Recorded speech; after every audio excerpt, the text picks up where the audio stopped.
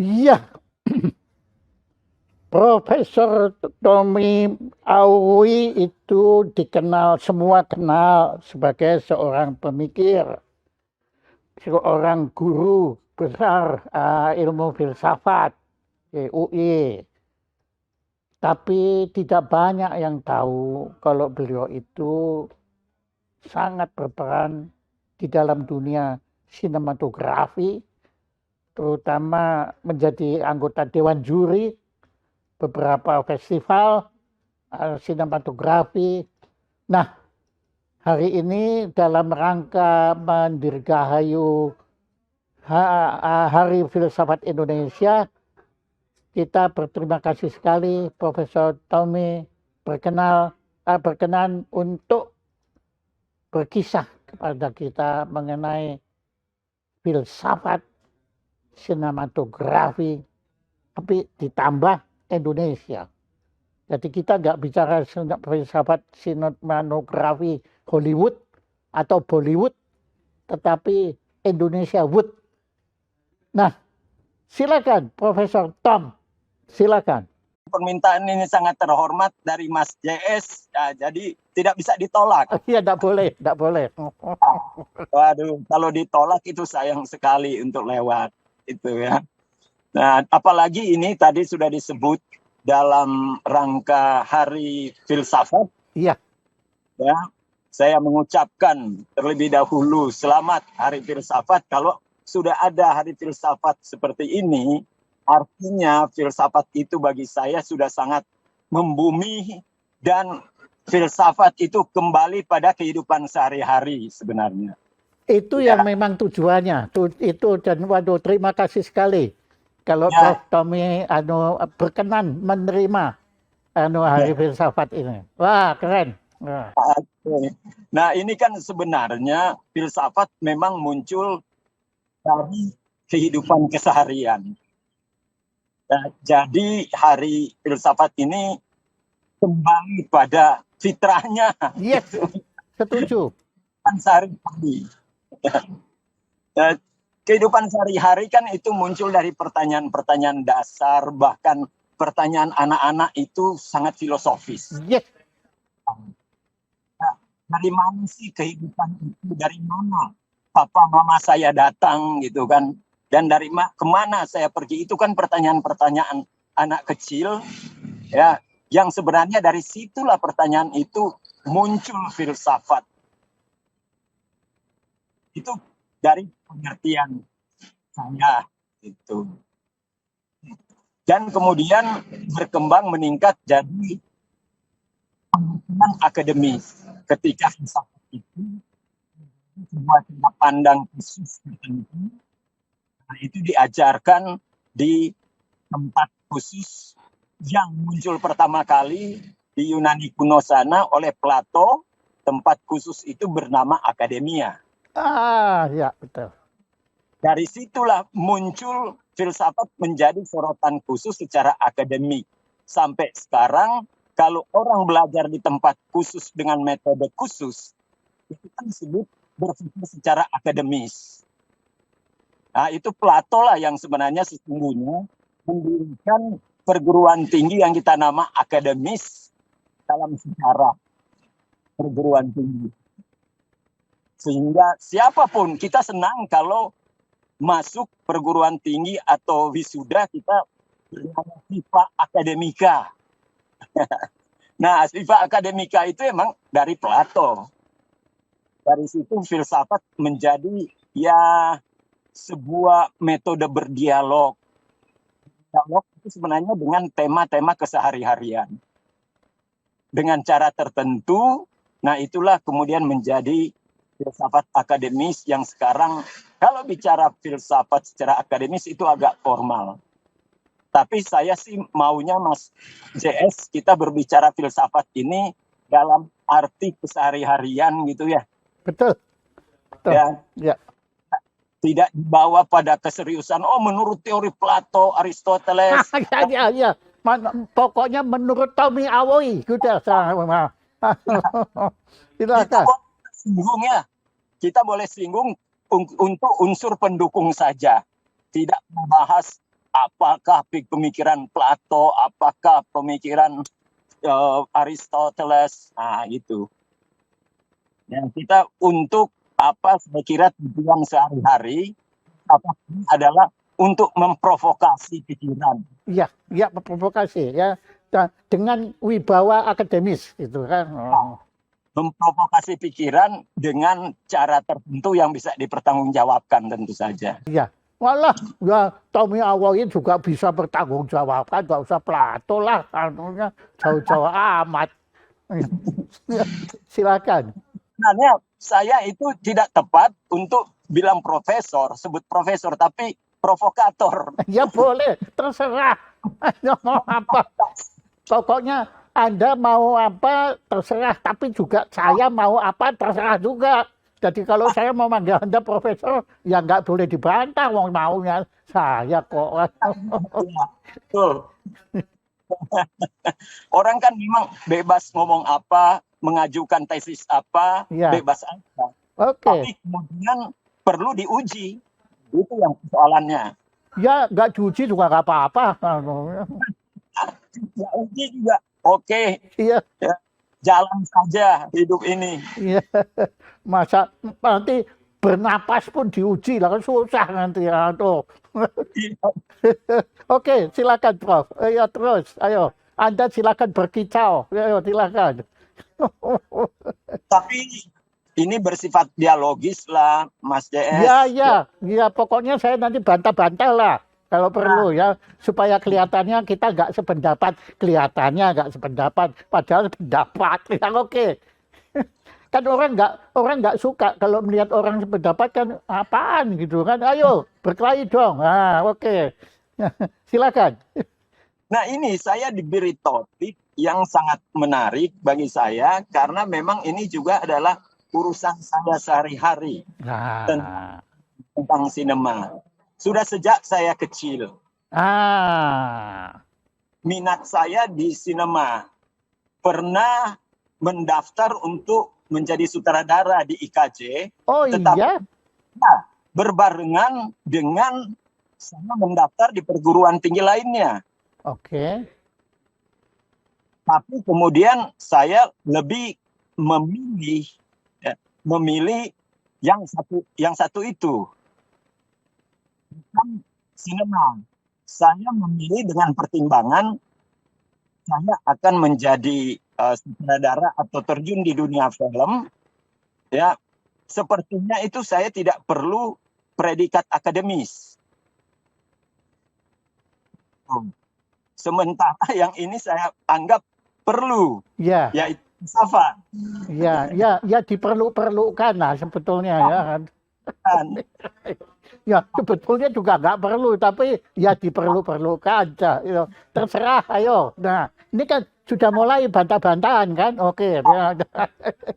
Lantas ceritanya, saya akhirnya selesai di filsafat, kemudian mengajar di IKJ di tempat yang dulu saya daftar untuk sutradara. Oh, makanya saya nggak tahu loh itu. Tapi entah kenapa memang ada suatu panggilan ilahi untuk saya minta Anda bicara filsafat sinematografi. Saya nggak tahu itu. Oke, silakan. Saya tahunya Anda kan berbaik hati mengundang keponakan saya yang bikin mini kino itu. Ya itu kan satu kehormatan buat keponakan saya. Jadi waduh, itu makanya saya pikir wah ini bagus kalau Profesor Tom bicara tentang filsafat sinematografi. Ternyata pilihan saya nggak keliru, walaupun saya keliru mulu. Nah itu dia. Ya begitulah saya mengajar di IKJ itu estetika atau filsafat yang merambatlah filsafat sinematografi. Dan bukan hanya itu, juga beberapa filsafat tentang seni rupa gitu dan teater performance. Oke. Oh performance, yes, oke. Ya. Silakan.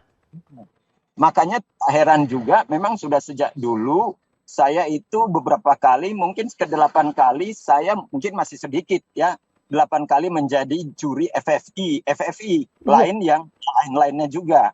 Oh, jadi itu Anda ikut berjasa atau berdosa milih-milih yang menang itu ya. Baru lagi itu. Oke, silakan. Nah, ya tapi masih sedikit sih hitungan 8 itu, tapi mungkin saya seorang yang paling banyak Nah, gitu itu dia. Iya. Nah, sampai yang tahun lalu itu. Nah, dari sana saya pelajari berbicara tentang film atau sinematografi Indonesia, saya pelajari bukan sekedar teknik dari membuat film itu. Kalau teknik membuat film atau persoalan estetikanya, estetika dalam arti teknis, itu bisa kita temukan di mana-mana. Itu bisa kita temukan di dalam pelajaran dasar bagaimana membuat film. Itu termasuk pertukangan, nggih. Bisa dikatakan ya itu bagian dari apa yang disebut craft. Iya, pertukangan, betul. Ya. Nah, yang saya persoalkan di film selama ini menonton itu adalah persepsi. Mulai Itu sekarang, mulai dekat datang ya, kreng. Nah, persepsi itu ya begini dulu. Film bagi saya adalah serangkaian gambar bergerak dengan bingkai tertentu, dengan narasi tertentu. Oke, iya, Gitu. oke. Ya, itu kan dasar film. Iya. Bergerak, visual, Iya. bergerak. Artinya kan visual, ya, yang bergerak tapi dengan narasi tertentu. Kalau bisa disingkatkan, film itu adalah perceptual framing. Oh, perceptual framing. Iya. Framing itu bagian dari bagaimana kita membingkai gambar-gambar itu dengan narasi tertentu. Oke. Bukannya terbalik, guys.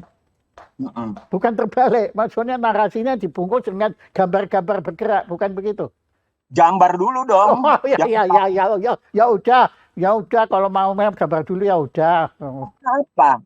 Film kalau kita bicara atau kita meminjam kata kalau ada ya kata murninya film itu kan ya gambar bergerak.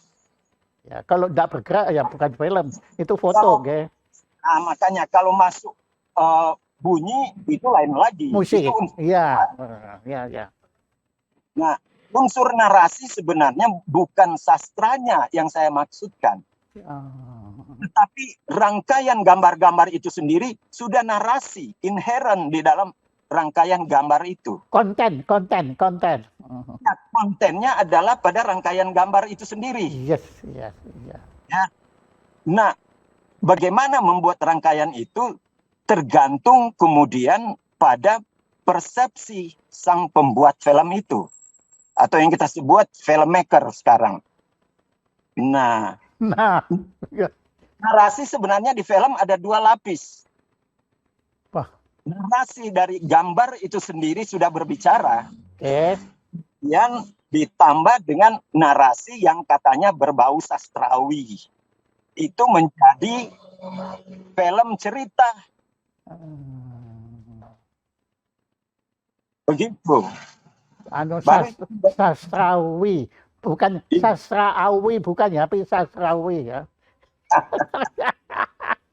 Oke. Nah, ini ada loh yang ikut di kita ini di Zoom, sutradara yang saya kagumi itu dan tampil langsung di screen saya itu, Arya Dewa.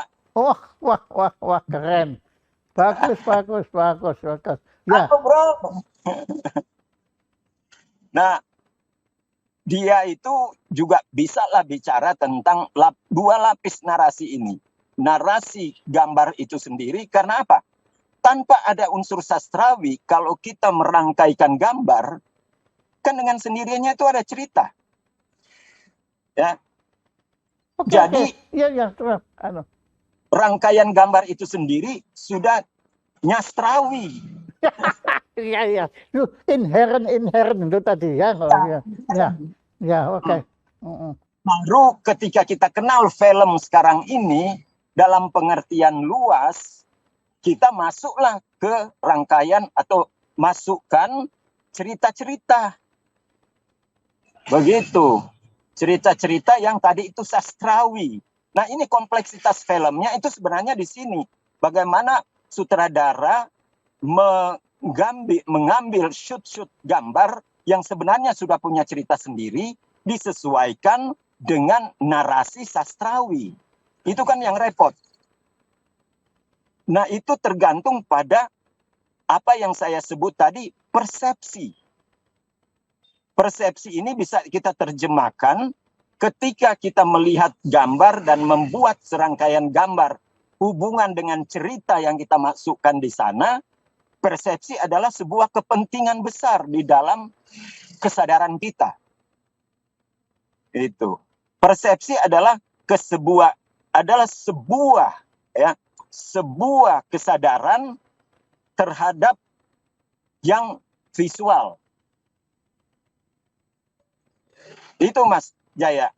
Ya, saya ini baru mengagumi apa yang Anda ucapkan tadi ya. Begini, Prof. Tom, saya waktu menggagas filsafat Indonesia, saya itu dicemooh berbagai pihak. Tidak ada filsafat Indonesia itu tidak ada.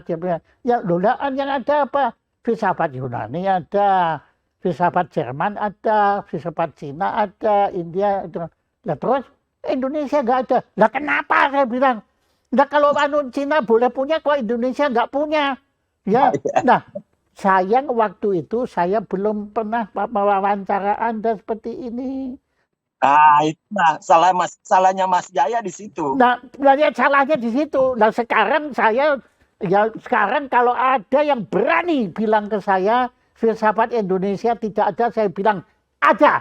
Buktinya Tommy Awi. Nah, gitu. Ya, sebab tadi cara Anda menyusun narasi, ya mau bilang apalah sukanya, ya narasi itu saya nggak temukan di Schopenhauer, saya nggak terima itu. Nietzsche juga saya nggak dengar kayak gitu. Bahkan Steven Spielberg sendiri nggak ngomong seperti ini. Keren loh, keren. Perenungan saya sendiri sih Mas Jaya. Kenapa? Perenungan saya sendiri. Loh, saya justru itu. Nonton film. Nah ya, itu justru yang autentik. Ya, kalau yang lain kan menurut Kierkegaard, menurut Heidegger, menurut Habermas. Loh kok nurut terus saja apa? Ini Indonesia. Nah ini Tommy Awi, dan sudah. Tommy Awi kan menurut siapa? Menurut Tommy Awi, sudah selesai. Mau dibantah ya silakan. Ya, mau nggak dibantah ya syukur alhamdulillah. Saya nggak mau bantah, saya mau menikmatinya. Monggo, terus. Nah, lanjut. Kalau kita sudah masuk persepsi, disinilah kita bergulat dengan apa yang namanya filsafat. Tapi kalau persepsi itu kan subjektif, Pak. Nah, disitulah persepsi itu memang subjektif. Tidak bisa kita lepas. Karena tadi saya bilang, kita men-shoot gambar, apalagi dengan memasukkan itu kriteria-kriteria sastrawi tertentu, itu udah sangat subjektif. Itu adalah kepentingan, karena men-shoot gambar tergantung pada angle-angle mana yang kita pilih. Nah, itu kan subjektif. Itu kan kita memilih, oh ini angle di sini, bukan di sini. Nah, itu udah mulai subjektif. Nah, kita maunya di sini karena apa? Apalagi film yang mau mengambil shoot gambar-gambar yang tepat, dan tepat itu harus dipluskan dengan indah. Sekalipun ini adalah pandangan yang klasik, indah, gambar-gambar yang indah. Indah menurut siapa? Nah itu, indah kan relatif. Iya. Tapi paling tidak, makanya ada kata tepat, bahwa gambar yang kita ambil indah dan tepat dengan sastra itu. Dengan cerita itu. Sekalipun skenario film, itu sampai sekarang belum diterima sebagai sastra. Belum ada konvensi. Belum diterima sebagai sastra? Ada kan? Belum ada. Sastra itu adalah karya skenario film. Iya ya. Ayo bikin bikin yuk. Ayo, Indonesia mempelopori. Tuh, Arya Dewa itu dengan Nah, sangat berpengaruh dalam dunia film Indonesia nah kita itu ini. dia, ayo Mas Arya Dewa, ayo. Anda betul-betul jangan turun di langit terus, ayo turun ke bumi. Ayo. Dia itu sudah banyak sekali bikin skenario, ya film juga. Dia bikin skenario sendiri, dia sutradarai sendiri, tetapi dia masih diakui sebagai sutradara, belum diakui sebagai sastrawan. Karena skenario itu belum diakui. Ini sebenarnya persoalan konvensi aja. Ya. Iya, kesepakatan. Iya, iya. Iya, iya, iya. Tapi saya terus terang beberapa kali dulu waktu saya sekolah di Jerman itu beberapa kali saya membaca skenario film-film. Indah loh Pak, indah loh. Dan menurut Ya, saya nggak sembarang orang bisa bikin skenario film, nggak sembarang. Ya itu bakat itu, ya atau ya panggilan bahkan situ. ya, Ya itu kadang-kadang saya baca itu lebih indah ketimbang waktu saya nonton filmnya. ya, ya, Karena waktu skenario itu dijadikan film, nah persepsi sutradaranya ikut campur kan. ya, ya. Nah Dan ini menarik. Teman saya itu dosen di FIB juga, sastra Jawa. Nah itu setuju Pak Mas JS bahwa skenario juga harusnya diakui itu. Tadi baru dia tulis di chat itu bahwa itu bagi sastra. Sebenarnya kita setuju, cuma belum ada konvensi untuk itu. Kalau udah ada konvensi bahwa skenario harus kita setujui sebagai sebuah karya sastra, nah ini sesuatu terobosan yang baru di dalam film. oke, ayo bikin, ayo. Ayo, kenapa kita konvensi mesti nunggu bikin sendiri konvensi itu anunya. Kenapa yang orang lain bikin konvensi boleh, kok kita nggak boleh? Itu loh. Jadi FI di sana nanti FFI ada khusus penghargaan karya sastra, bukan sekedar skenario film. Nah, tolong ya, tolong Anda kan punya pengaruh terhadap FPI itu, ya. Lain kali kalau Anda diminta jadi juri, Anda bikin syarat, saya mau jadi juri asal ada anugerah sastra. Wah, keren Pak, keren Pak. Nah, saya teruskan ini. Oke. Saya teruskan. Kalau sudah masuk di dalam persepsi, tadi kan saya katakan bahwa film adalah perseptual gitu ya, perseptual framing. Nah, persepsi ini masuk di dalam subjektif. Subjektivitas kita ini bukan semata-mata sesuka-sukanya subjektif, tetapi subjektif kita harus kita sadari itu dipengaruhi oleh nilai-nilai. Yes. Iya, oke. Iya. Oke. Nilai-nilai ajaran-ajaran dari masyarakat atau nilai-nilai dari kultur kita itu kan sangat mempengaruhi Yes. persepsi kita. Oke, setuju. Ya. Makanya ditanya film apa, dasar filosofi apa film Indonesia yang berlangsung sekarang ini, kita lihat aja ya. Kita lihat ini dalam ya dimensi sebatasnya, terbatas, sekalipun ini mungkin belum bisa dikatakan sebuah penilaian yang keren atau tetaplah gitu ya, bahwa persepsi sutradara kita sekarang dan bahkan penonton Indonesia, persepsi nilai budaya kita adalah horor. Oh. Nah, buat saya itu humor itu. Horor tadi itu bukan horor, humor itu Pak. Kok bisa masa Anda kok mengambil kesimpulan gitu? Kenapa? Mohon maaf. Karena terus terang saya nggak pernah nonton film horor Indonesia. Itu karena saya belum menonton aja sudah horor dulu begitu. Makanya saya nggak tahu. Nah, kenapa Anda kok berani menyatakan bahwa ya silakan ya. Horor ini bagian yang inheren juga di dalam sejarah budaya masyarakat kita, Mas JS. Ada yang maksud horor ini sekarang horor apa dulu?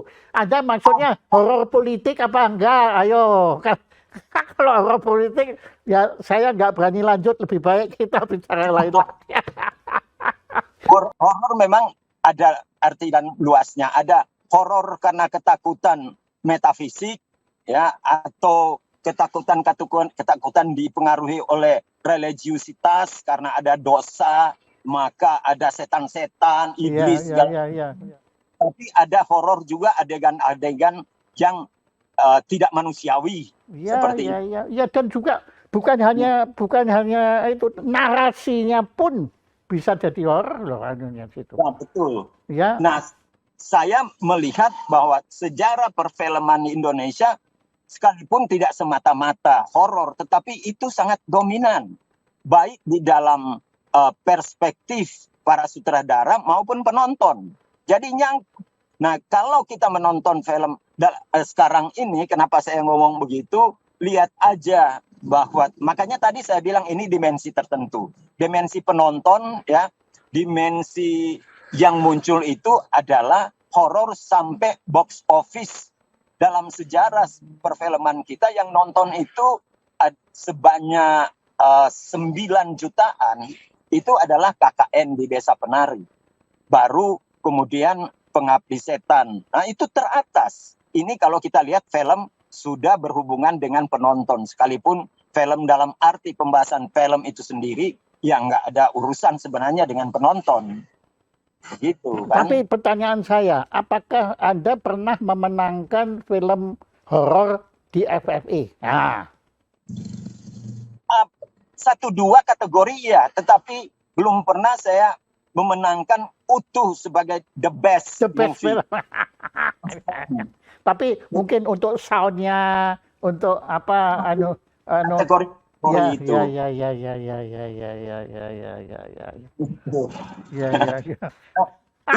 Itu menarik loh. Oh iya. Kita bicara persepsi individual sutradara yang tidak lepas dari persoalan kultur atau lingkungannya. Nah, persepsi itu yang saya bilang tidak bisa lepas dari itu. Nah, ada juga yang persepsi muncul dari pergaulan yang sangat luas, bukan hanya sekedar pada kulturnya sendiri, tetapi sangat luas. Nah, ini kan berbicara bahwa dia mungkin membuat film ya sudah dengan kategori yang tidak lagi pada kulturnya sendiri, tetapi luas itulah kultur mungkin internasional atau filosofi yang sudah bercampur antara western dan eastern atau tradisional modern dan postmodern. Nah, itu semua kan bekerja pada seseorang yang belajar, akhirnya dia punya persepsi tertentu. Itu yang membuat dia membuat film. Jadi film itu kan rekaman, ada kamera, ya, ada kamera. Nah, kamera itu sebagai persepsi itu juga ada kepentingan dan ideologi sendiri. Ya, makanya jangan heran, Mas JS, bahwa sekarang pun muncul film LGBT, film yang benar-benar macho, ada film yang feminis gitu, karena semua punya framing tertentu, ya. Nah, gitulah. Framing. Anda ketawa sendiri loh. Yang ketawa Anda duluan loh, bukan saya loh. Anda ketawa duluan. Ya, bagus. Jadi benar. Makanya kan di teman-teman saya itu kan saya mendirikan WAG Pencinta Humor. Tapi kemudian setelah saya merasa wajib bikin WAG Pencinta Horor. Karena buat dia itu dua itu berseliweran begitu loh. 19 sebenarnya itu. Iya sama. Karena dua-duanya persepsi juga kan.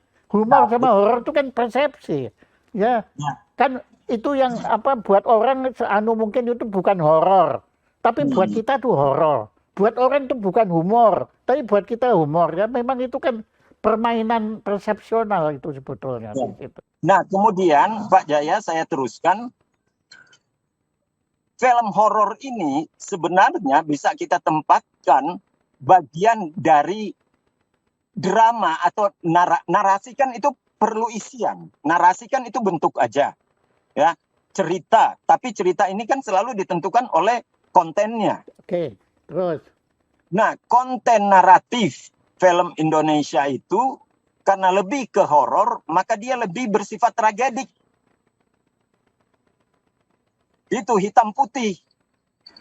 Tapi kan ada juga film horor yang humoristik, Nah, itu ada. komedi kan.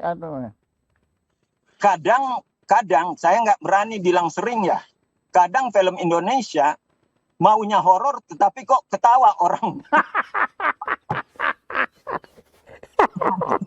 Ya. Ah, ini kok maunya keluarnya setan, tapi kok lu kok kayak gini setannya gitu. Iya. Oke. Secara visual barangkali dia make up gitu ya, Iya. setan itu lucu atau seremnya keterlaluan malah jadi lucu. Iya.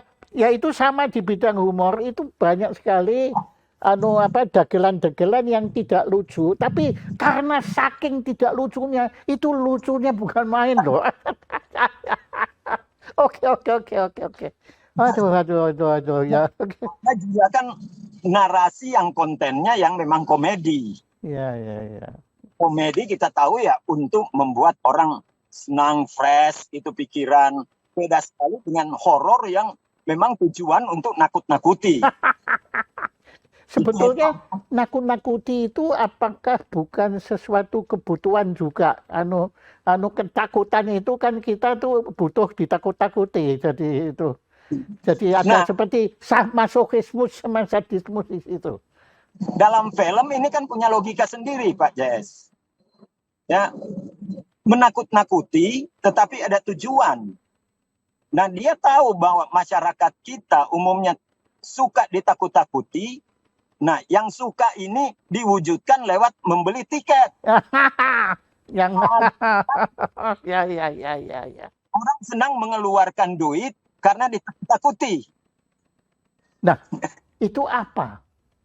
Nah, itulah. Itu fenomena apa sekarang? Filosofisnya apa, Pak? Kenapa kok orang sampai mau beli sesuatu untuk merasa takut? Itu kenapa? Padahal kita kan menghindari rasa takut itu. Apakah karena kita sudah kehilangan urat takut atau gimana itu?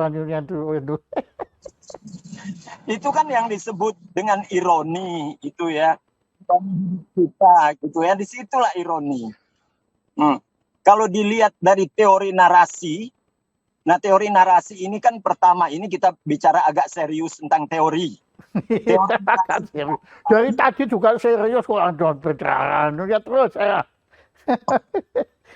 Teori narasi pertama kan itu dikemukakan oleh Aristoteles. Oke. Dalam bukunya Poetics. Oke. Artinya teori narasinya itu dibagi 3 untuk menjadi sebuah flow cerita yang enak diikuti. Ya, terus. Ada prolog. Oke. Bagaimana itu kejadian gitu kan yang menarik. Ada prolog, kemudian ada midlog, pertengahannya jadi problematik itu. Ya. Kemudian akhir epilog. Oke. Kita tahu kan narasi yang umum. Nah, Aristoteles memasukkan narasi yang paling menarik itu adalah narasi tragedik. Sophocles. Ya, tapi itu kan mengikuti tradisi filsafat Yunani kuno atau nilai budaya Yunani kuno yang memang dalam kehidupan sehari-hari mereka banyak perang. Perang itu menimbulkan konflik kemanusiaan, bahwa bahkan teman saya sendiri, anak saya sendiri, saudara saya sendiri bisa saya bunuh demi kepentingan saya. Itu kan perang. Ya. Dan selalu berakhir dalam tragedi. Tragedi itu kalau tidak mati, ya, kalau tidak kalah ya menang. Itu kan hitam putih tragedi di situ. Dan ini ada hubungannya dengan horor di Indonesia ini. Nah, filosofinya di Indonesia, tragedi itu horor, bukan perang fisik seperti perang. Sekalipun Indonesia ya ada perang-perangan itu, tetapi itu tidak menjadi sebuah paradigma hidup. Paradigma hidup Yunani kuno itu ya perang, sampai mereka menemukan filsafat kedamaian, kebahagiaan oleh Aristoteles. hentikan perang karena tujuan manusia adalah eudaimonia namanya, Eudaimonia, kebahagiaan, ya. ya, kebahagiaan.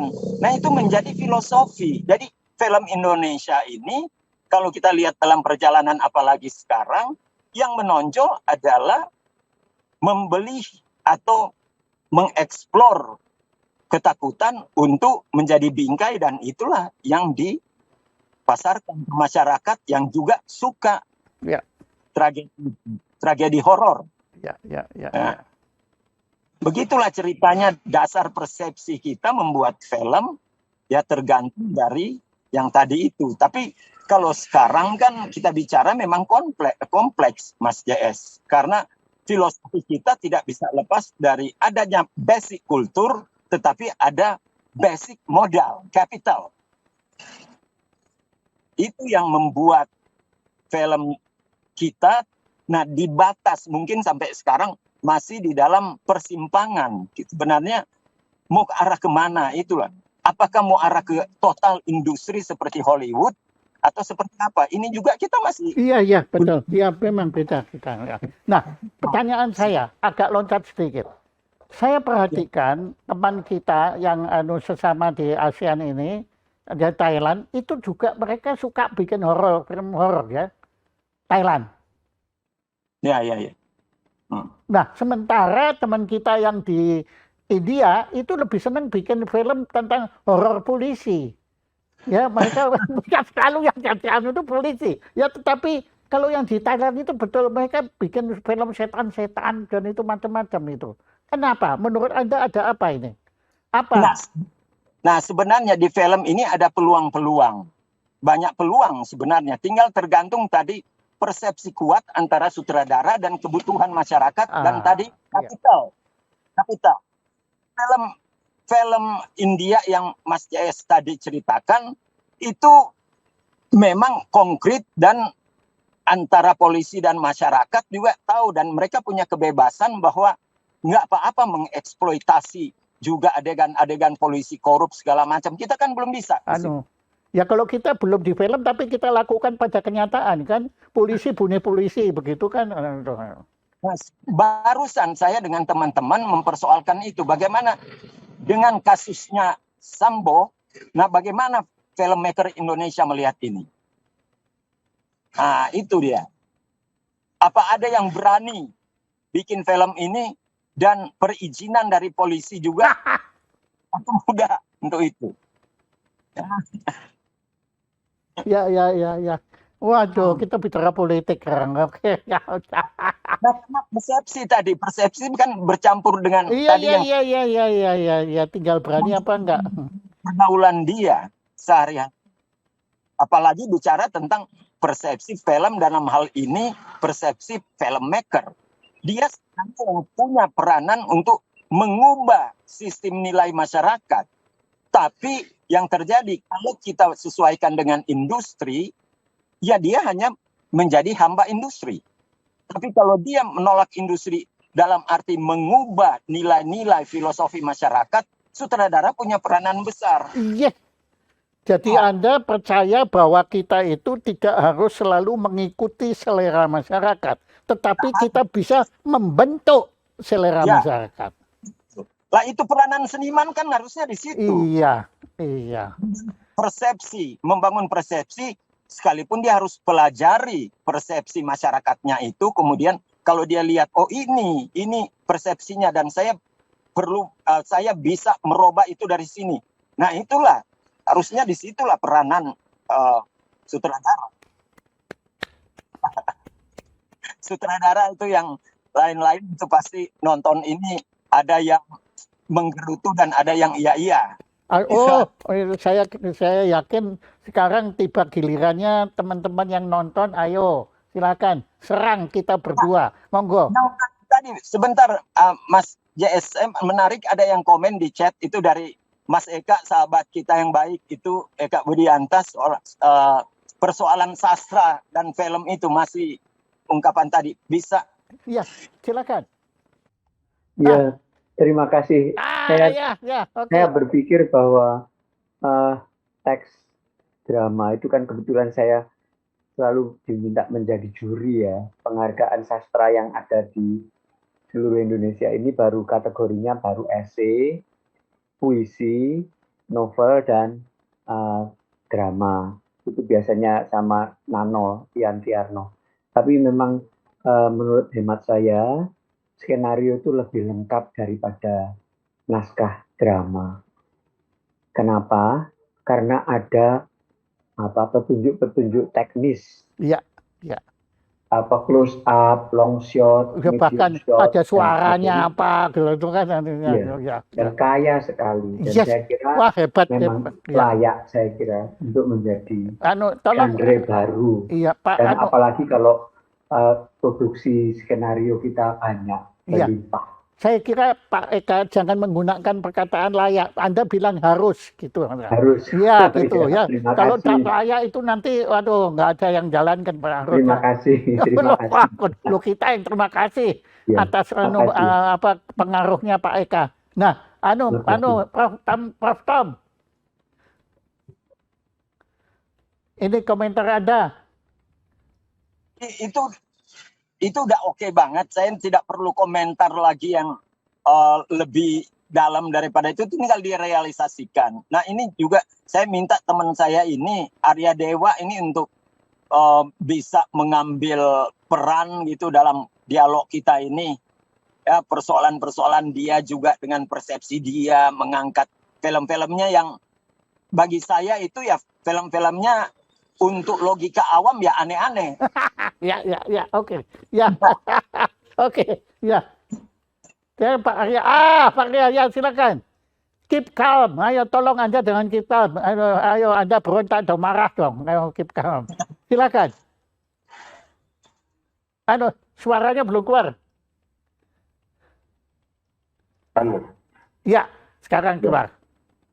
Terima kasih, tapi untuk sementara kayaknya yang berhak untuk bicara dulu tuh ada kawan saya yang dahsyat itu Arif tuh.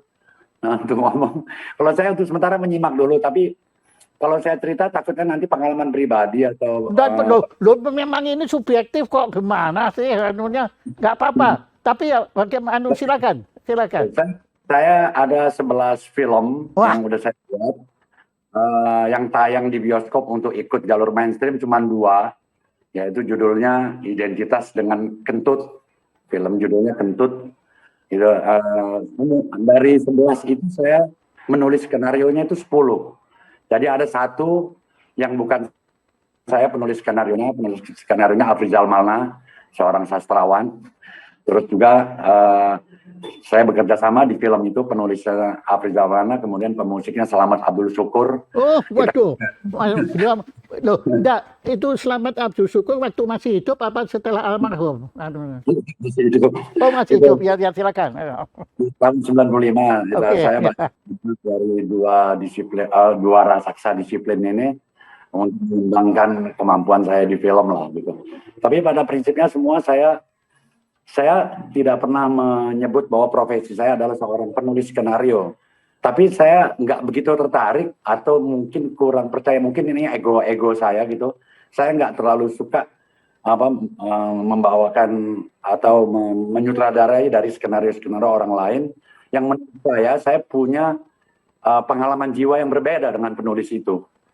Gitu. Saya punya pengalaman jiwa. Jadi pengalaman kejiwaan saya dengan penulis pasti berbeda. Maka semua saya menulis sendiri dan saya nggak tahu apakah tulisan saya itu bagus, tapi saya selalu yakin kalau seorang penulis skenario menulis itu pasti bagus karena dia gelarnya penulis.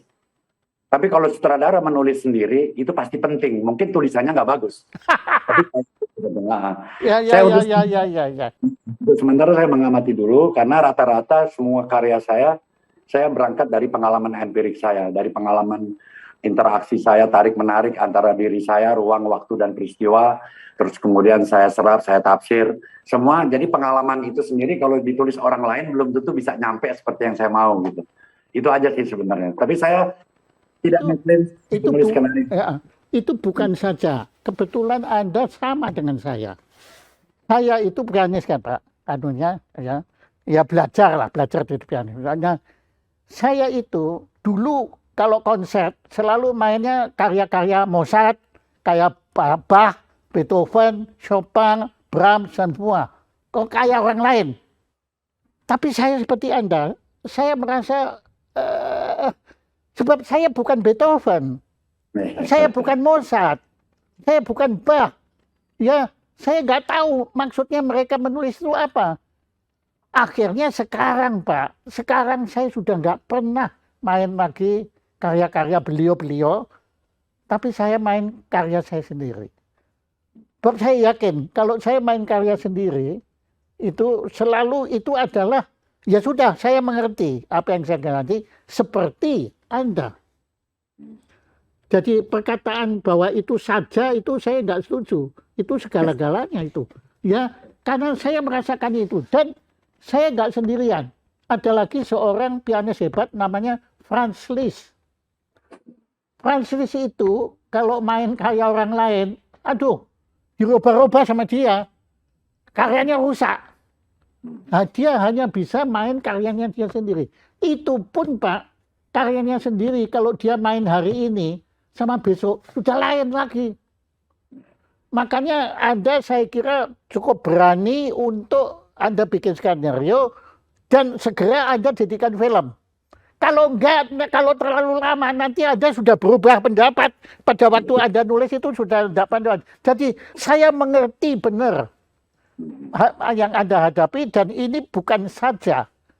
Itu benar-benar sudah menjawab pertanyaan ini, dan ya saya yakin akhirnya kita kembali lagi bahwa memang penulis skenario ini perlu dihargai secara khusus sebagai karya sastra. Terima kasih, Mas. Terima kasih. Terima kasih. Mas, Prof. Tom, apa komentar Anda? Ya, sesuai dengan apa yang saya katakan tadi gitu kan, bahwa ya karya film bagian dari seni itu nggak bisa lepas dari subjektif. Dalam arti subjektivitas tadi itu adalah pengalaman sendiri dari filmmaker.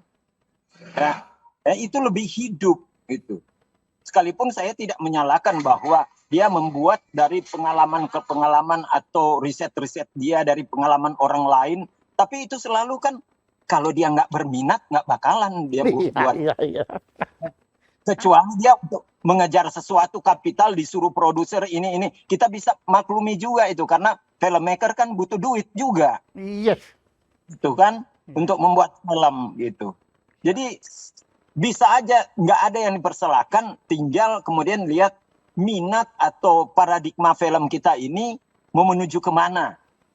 Ya, menuju pada film-film yang dibuat berdasarkan filosofi pengalaman yang kaya oleh pembuatnya, atau cerita-cerita yang ditentukan oleh orang lain dan dia terpaksa membuat itu dalam terpaksa.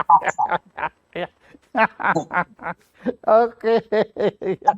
Dan ini ada teman juga ini tadi Bro Arya udah menunjuk. Mas Arief, silakan. Silakan. Ayo. Share pengalaman. Wah. Selamat siang semuanya. Saya bukan filosof, saya sinematografi. Ya kira-kira udah 30 tahun lah saya berkecimpung di sinematografi. Tapi udah lama saya nggak mengerjakan film karena jujur saya kurang tertarik dengan skenario yang ada. Gitu. Jadi buat saya skenario itu harus mempunyai kesalahpahaman tentang realita. Kesalahpahaman. Ya. Oke. Artinya dengan kesalahpahaman itu akan menimbulkan subjek baru atau sesuatu yang baru. Itulah kekuatan fiksi. Di samping bagaimana teknik-teknik interval di dalam pembuatan skenario. Interval itu teknik bagaimana menunda aksi terhadap reaksi itu. Itu kekuatan film itu. Wah, ini kok sudah kuantum ini. Oke. Saya nggak lihat skenario kita atau yang film-film kita akan kayak gitu-gitu aja. Nah, kalau Anda nulis sendiri. saya nggak kurang bagus lah di area penulisan. Enggak lah. Ini semua berdasarkan pengalaman aja. Saya beberapa film, ada film saya yang menang FFP, tapi habis itu saya pikir saya kayaknya harus berhenti deh. Kalau enggak akan konflik terus sama director gitu. Karena buat saya film itu harus memberi ruang fantasi buat penontonnya.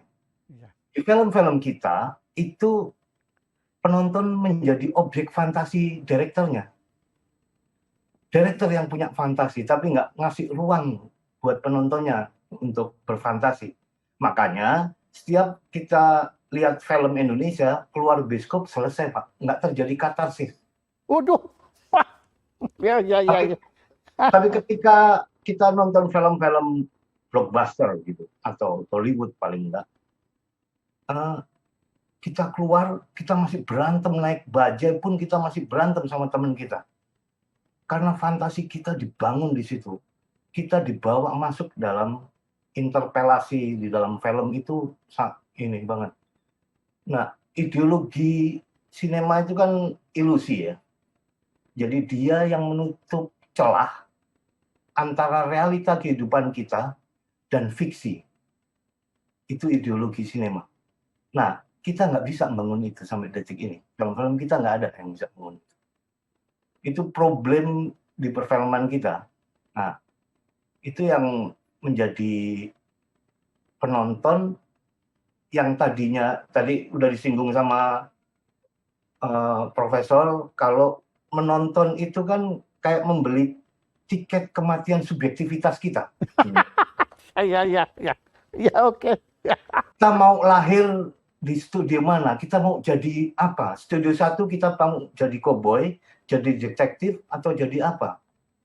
Kita dengan sadar ataupun tidak sadar, kita udah membunuh subjektivitas kita tentang koboi, tentang detektif, dan kita harus tunduk pada dunia yang baru itu. Gedung bioskop itu kan gedung kayak rahim ibu gitu.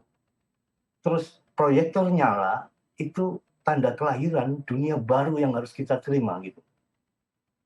Nah, di area itu, makanya film itu subjektif dalam konstruksi pemikirannya.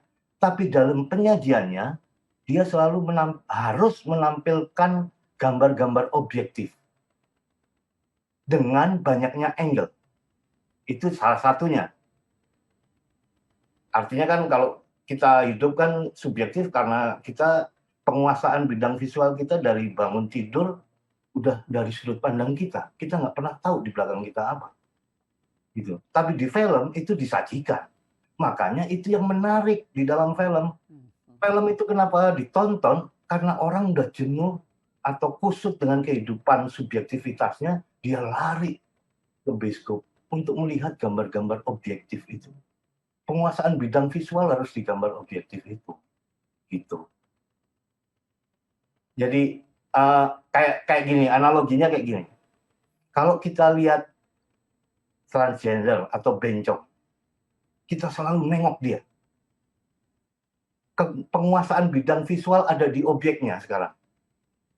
Bukan di kitanya, di objeknya. Kita dipaksa.